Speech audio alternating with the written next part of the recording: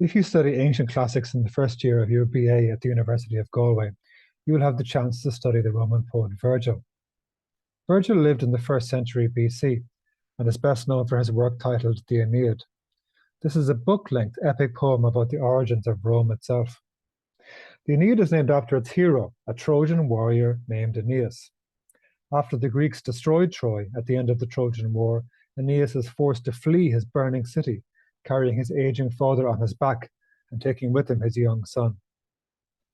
Aeneas leaves the ruins of Troy in search of a new home, but in a bigger sense, in search of his destiny.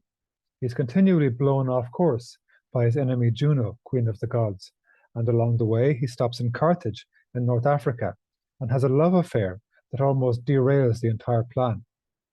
But he eventually settles in Italy, and after a bitter war with the native Italians, his descendants found a new city, a glorious city, the capital of the greatest empire the world has known, Rome. But what is the Aeneid really about? It's an epic about Roman values. Aeneas is an idealized Roman, and so he's the embodiment of idealized virtues: devotion to family, devotion to his gods, perseverance, self-sacrifice. But Virgil sometimes exposes what seems to be less appealing Roman qualities: ruthlessness and the merciless treatment of enemies. It's a story about conflict, not just external conflict, but also internal psychological conflict. As in the great epics by Homer, the excitement and glory of war is deliberately set against its horrors and suffering.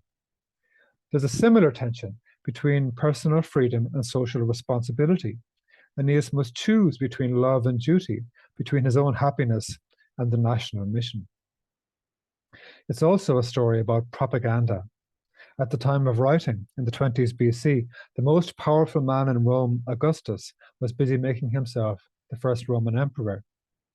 The Aeneid transparently connects the mythical hero Aeneas to the contemporary ruler Augustus.